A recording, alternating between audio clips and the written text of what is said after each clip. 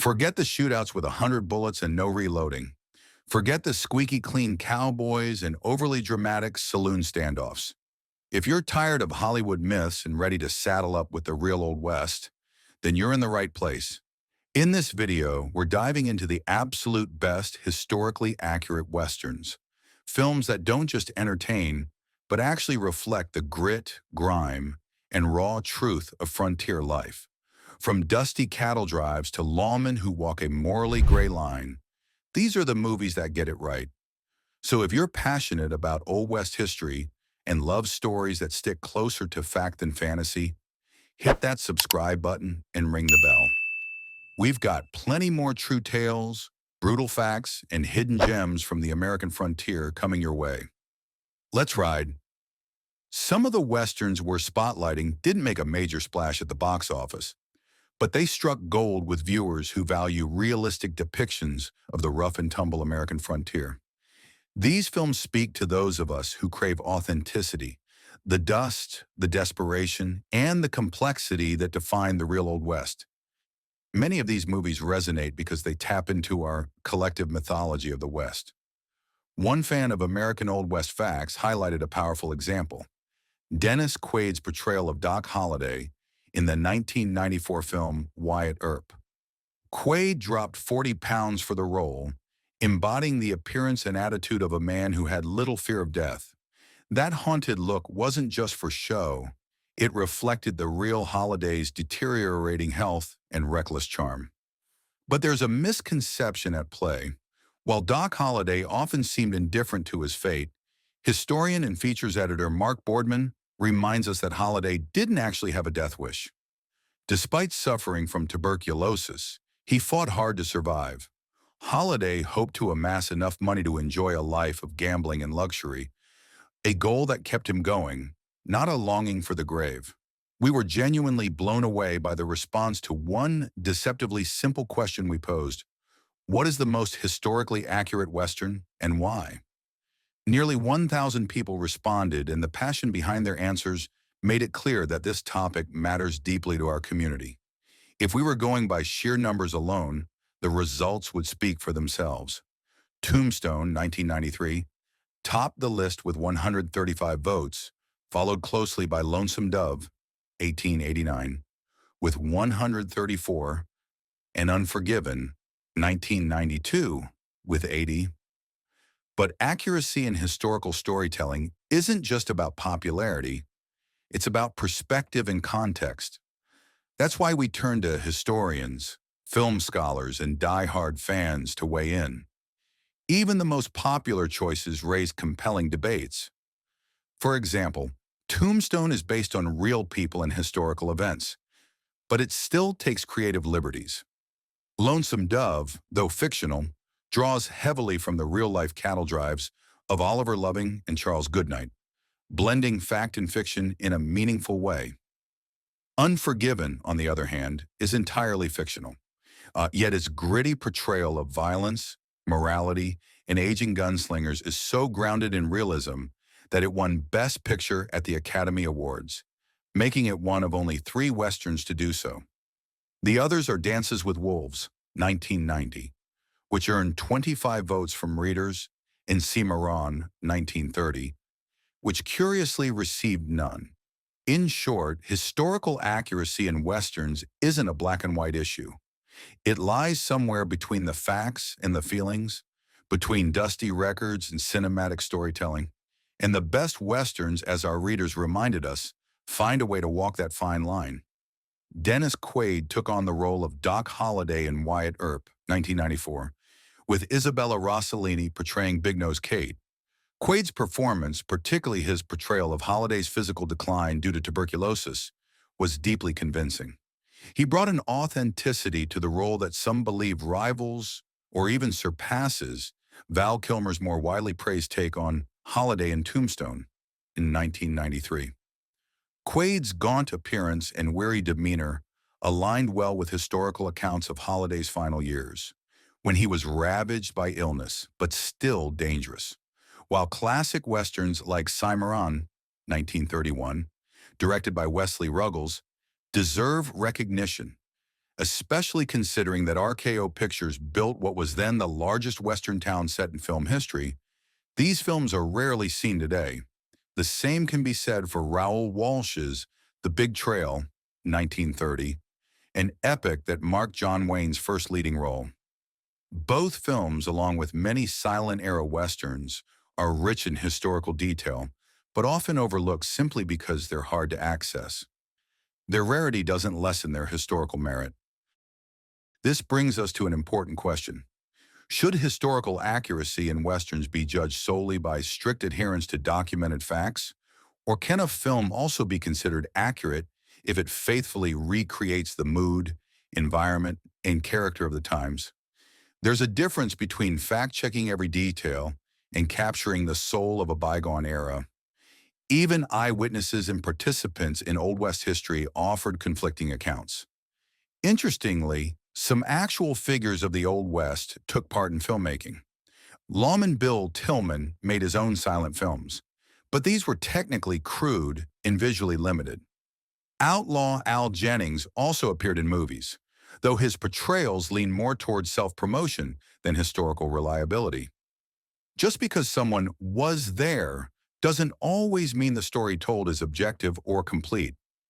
Director John Ford's 1946 film, My Darling Clementine, is often cited as a potential frontrunner for historical accuracy regarding the gunfight at the OK Corral. After all, Ford had known Wyatt Earp personally and claimed Earp shared firsthand details with him. Yet while Clementine remains one of the most stylish and engaging takes on the famous shootout, it still drifts far from the documented record. Artistic license takes precedence over historical precision. With all that in mind, our criteria for determining the absolute best historically accurate westerns go far beyond simple fact-checking. We evaluated films based on their faithfulness to real biographies and events, their attention to period-appropriate costumes, authentic firearms, realistic sets and frontier locations, and believable casting that reflects the range of people who actually lived in the Old West, including cowboys, marshals, gamblers, outlaws, and soiled doves. Of course, historical accuracy isn't everything. A film may hit every historical note perfectly, but if it can't hold an audience's attention, it still fails as a cinematic experience. Entertainment value remains a crucial part of the equation.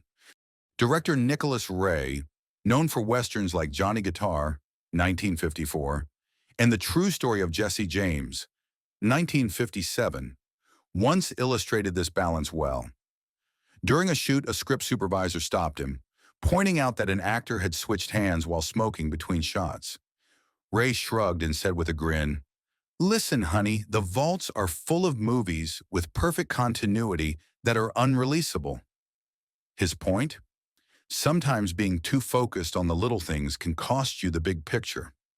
The Covered Wagon, 1923. The Covered Wagon, 1923, established the foundation for virtually every Western that followed. It wasn't just influential, it became the model upon which the cinematic Old West was built. From wagon trains crossing treacherous landscapes to dramatic river crossings and interactions with Native American tribes, the film was one of the first to depict these key historical themes on screen in a serious, grounded way. What set The Covered Wagon apart was its commitment to realism. The production team didn't rely on flashy tricks or special effects. Instead, they recreated the experience much like the original pioneers lived it, using real wagons, real locations, and large numbers of extras to portray the scale and hardship of westward expansion. The authenticity of the film's large-scale scenes gave it a documentary-like power that was rare for the time. Equally remarkable was the film's acting.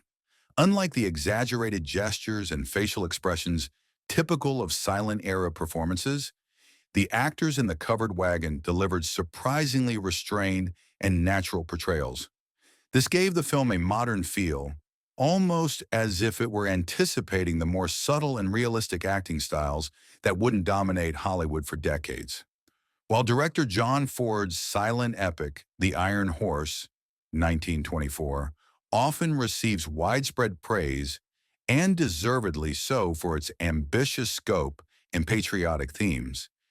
It doesn't quite capture the raw, lived-in realism that the Covered Wagon achieved. Ford's work was more myth-making. The Covered Wagon felt more like historical memory brought to life. Though silent, the Covered Wagon still speaks volumes about how the West was imagined and interpreted just a few generations after the frontier had closed. As a cinematic milestone, its influence cannot be overstated. Brigham Young, 1940. One of the major strengths of early Western films lies in their proximity to the actual era they portrayed. Many of these movies were shot only a few decades after the closing of the frontier, and as a result, authentic Old West gear, clothing, saddles, wagons, and firearms, was still readily available. In fact, much of the equipment used in those early productions wasn't a reproduction at all. It was the real thing, often borrowed from ranchers, old-timers, or even military surplus. Some of it was still in everyday use, especially in rural parts of the American West, where the frontier lifestyle hadn't entirely disappeared. This closeness to the actual time period gave early Westerns an almost accidental authenticity. The costumes didn't look like costumes. They looked like real clothes people wore. The wagons had the wear and tear of actual trail use, not a studio's artificial aging.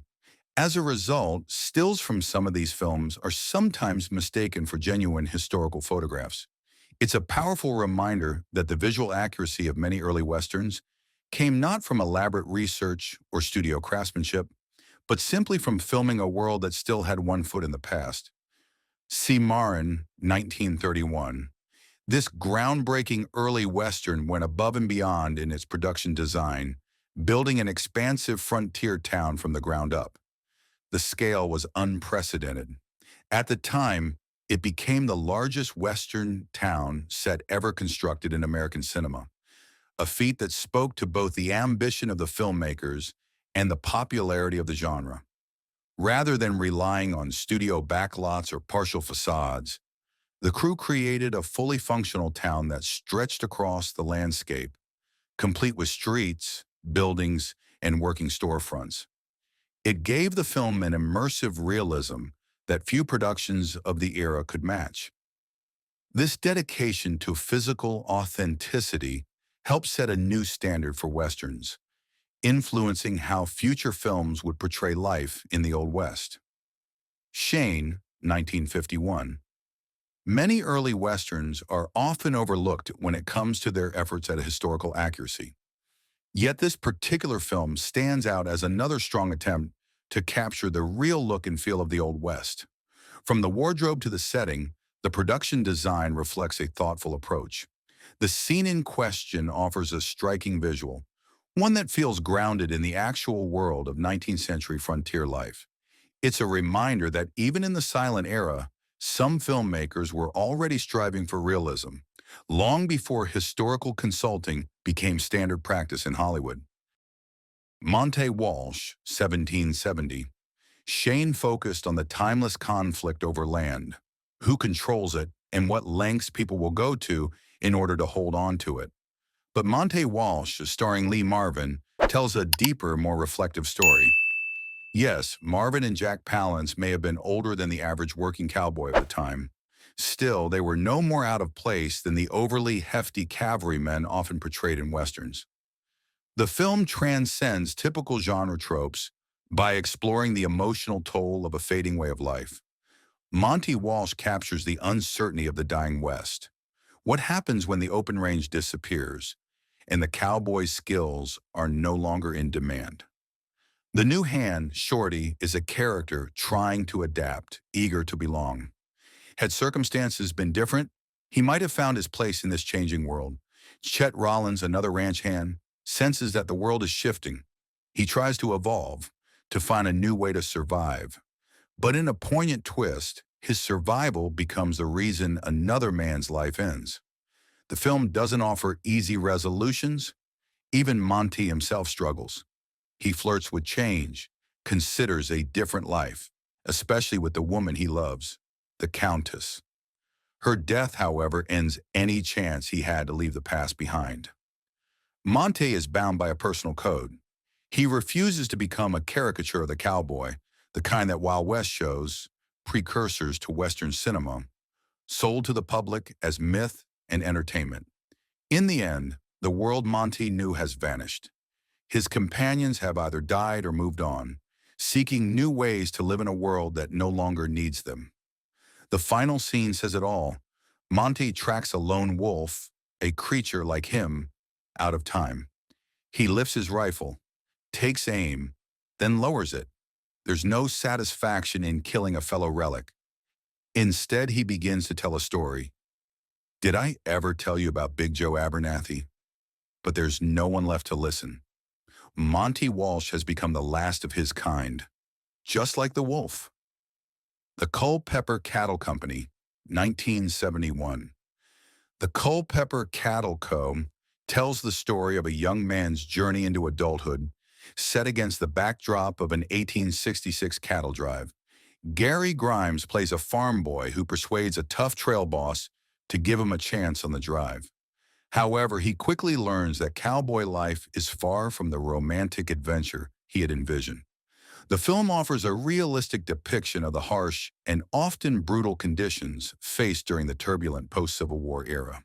It does not shy away from showing the violence and difficulties of the time, capturing the raw, unvarnished truth of a West still healing from the scars of war. McCabe and Mrs. Miller, 1971. As the film begins and unfolds, the town under construction feels remarkably genuine. You see unfinished walls and roofs, with boards sticking out, details that add to the authentic atmosphere. One memorable moment is Warren Beatty's McCabe carefully sewing his own shirt. Sewing? That's a rare sight in Westerns. When was the last time you saw heroes like Gene Autry, Hopalong Cassidy, or John Wayne doing that? Inside the main saloon, the scene feels alive with overlapping conversations.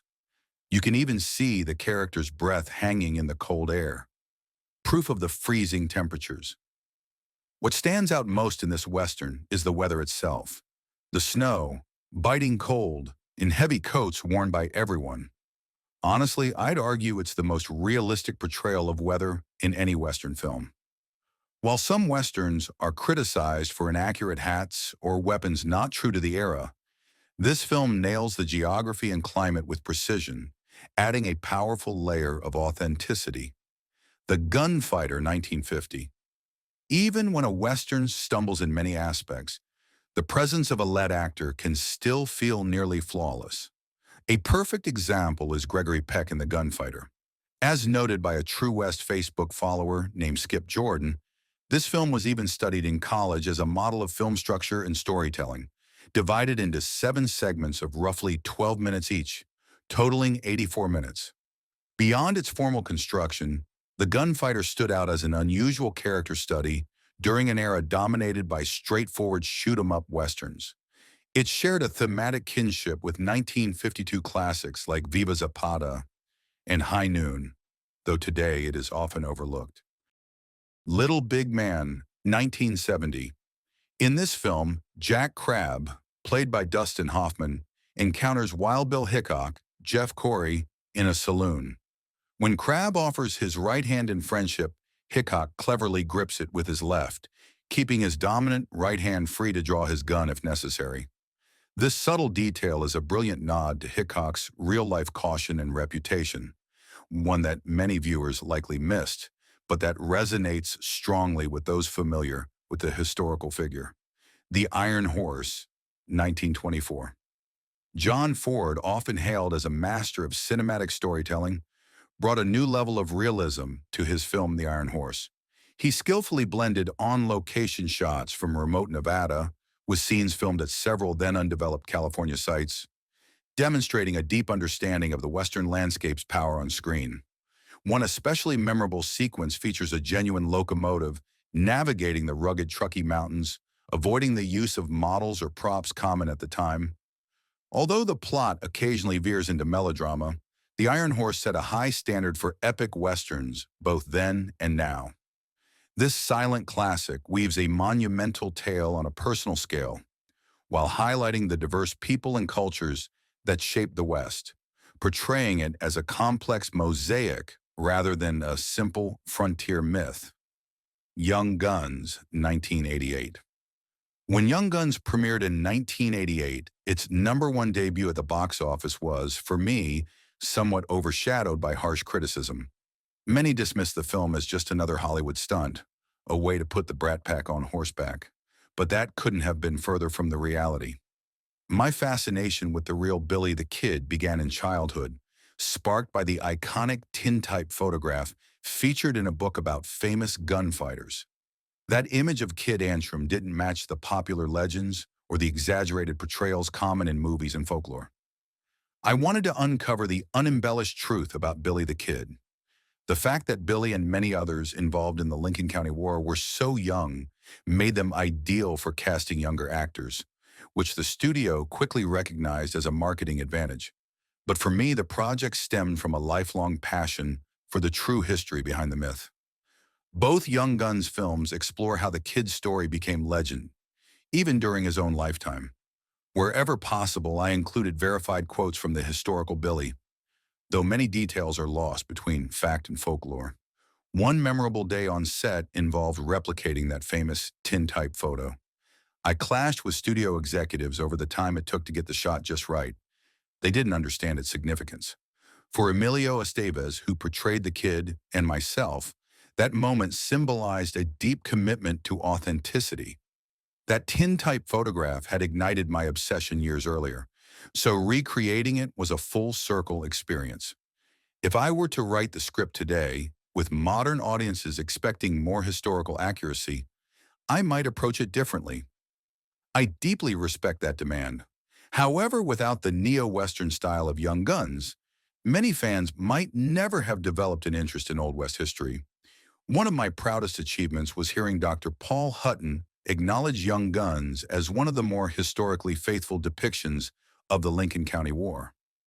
More recently, while working on my Netflix series, Marco Polo, historian John Mann shared an insight that resonates here. As long as you understand the true history, something we clearly did, you can draw genuine truths from the facts through dramatization, even if some elements might not connect as strongly otherwise. Ride with the Devil, 1999. Ride with the Devil stands out for its unparalleled commitment to authenticity in firearms and costumes, a standard rarely met or exceeded by other films addressing similar themes.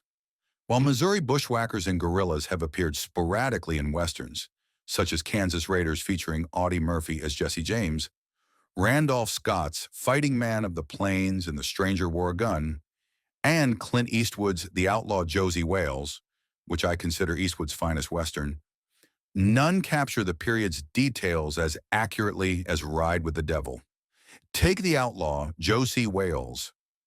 John Russell's portrayal of Bloody Bill Anderson is flawed, wearing an ill-fitting hat and lacking resemblance to the real Anderson, who was known for a striking appearance akin to a 1960s rock star.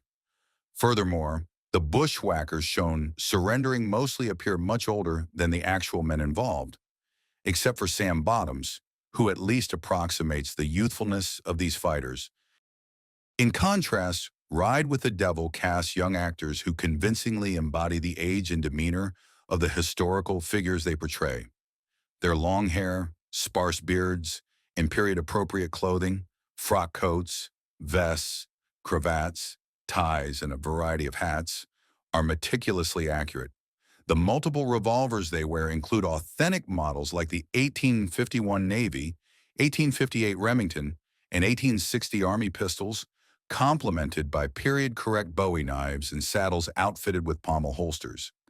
If you compare historical photographs of actual Missouri bushwhackers, often teenagers between 16 and 20 years old, with their depictions in Ride with the Devil, the resemblance is striking and historically faithful.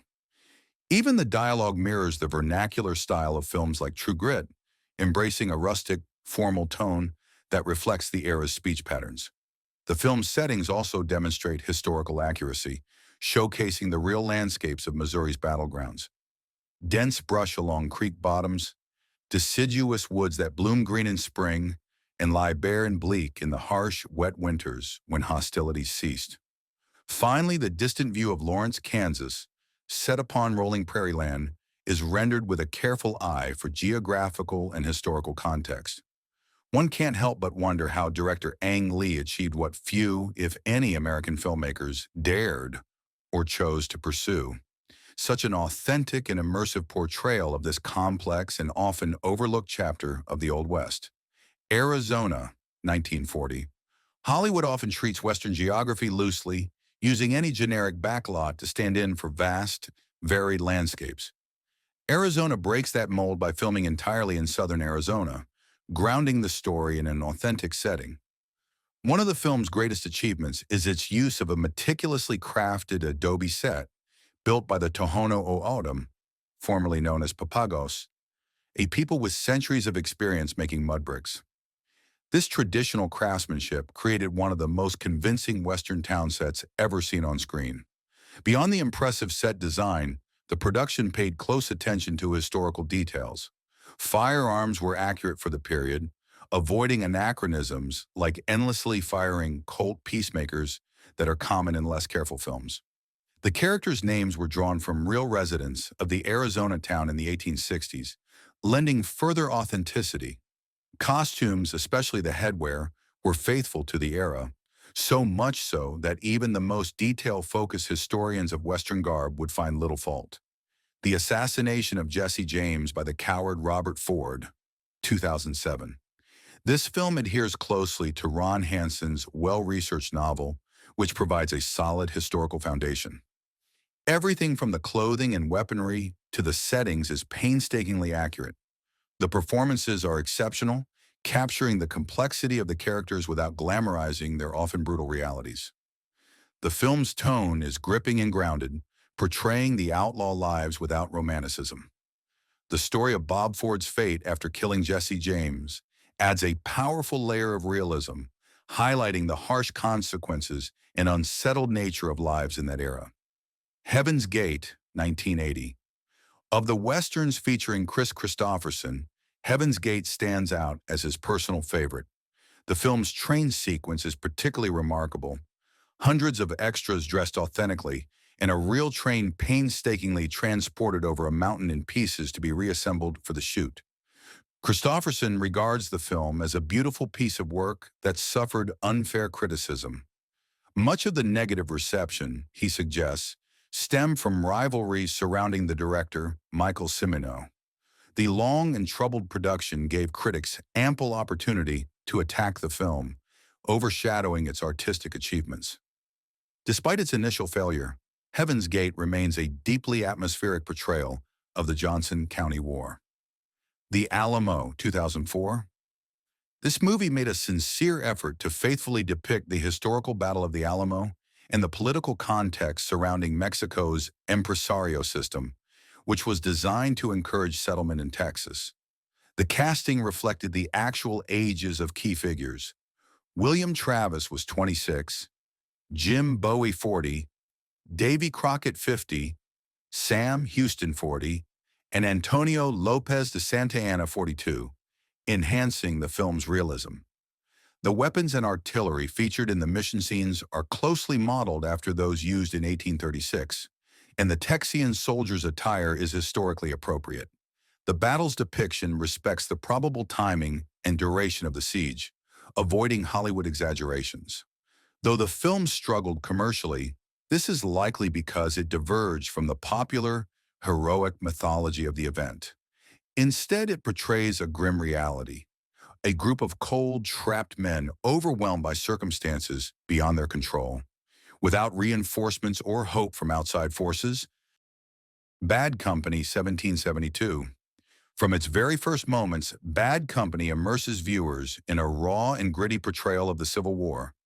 The film opens with boys forcibly recruited, shanghaied into the conflict, even as they desperately attempt to avoid the draft by disguising themselves as girls. This sets the tone for a narrative filled with authentic, often unsettling episodes. One memorable scene shows the leader of a teenage outlaw gang painstakingly skinning a rabbit for the first time. a vivid example of the film's commitment to portraying the brutal realities of survival during the era. These moments combine to create an atmosphere that both shocks and captivates through its unflinching realism. Ozans Raid, 1972. Though Ozans Raid does not achieve perfect historical accuracy in every detail, particularly the cavalry uniforms, the film captures the spirit and ambiance of Fort Lowell convincingly.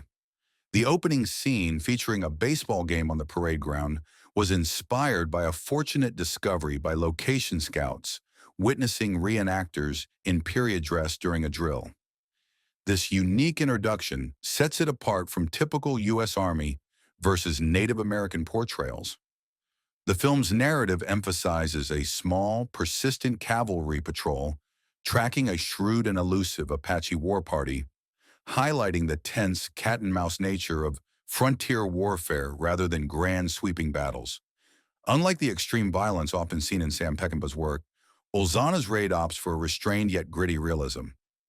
Burt Lancaster's portrayal of the white frontier scout is especially notable, modeled after Al Sieber, a real historical figure whose persona can be traced back to James Fenimore Cooper's iconic leather-stocking character. Lancaster had honed similar roles, such as in the previous year's Valdez's Coming, lending authenticity to his performance. The Big Trail, 1930. John Wayne's first starring role in The Big Trail stands out as a rare early Western that invested heavily in historical detail. Wayne's character wields an impressive Kentucky long rifle paired with a finely crafted buckskin outfit. The film's visual elements, from the sweeping landscapes to the detailed wagon train and authentic camp gear, set a new standard for realism at the time. Unfortunately, despite these strengths, the movie was a commercial failure, pushing Wayne into a series of low-budget westerns and relegating him to Poverty Row Productions. It wasn't until nearly a decade later, with John Ford's Stagecoach in 1939, that Wayne's career would be revived and his status as a Western icon cemented. The Last of the Moheakans, 1992. Daniel Day-Lewis's performance as Hawkeye in The Last of the Moheakans brought remarkable authenticity and nuance to this adaptation of James Fenimore Cooper's classic novel.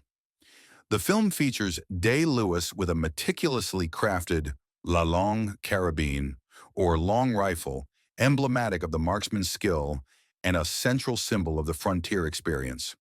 The movie's attention to detail extends to its depiction of the 18th century siege, including accurately rendered French and British battle flags, uniforms, and weaponry. These carefully curated visuals elevate the film, positioning it as one of the most faithful and compelling Eastern Westerns in cinematic history. How the West Was Won, 1962. While How the West Was Won is more a sweeping Hollywood epic than a strict historical account, it nonetheless offers glimpses into the day-to-day lives of the pioneers who traversed the continent.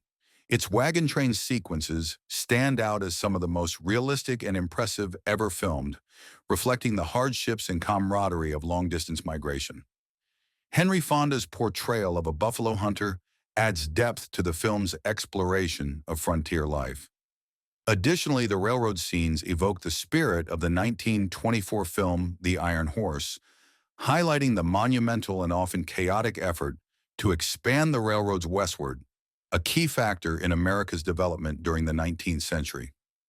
As we've seen, these westerns don't just tell stories, they transport us back in time with striking attention to detail, from authentic costumes and weapons to the harsh realities of frontier life.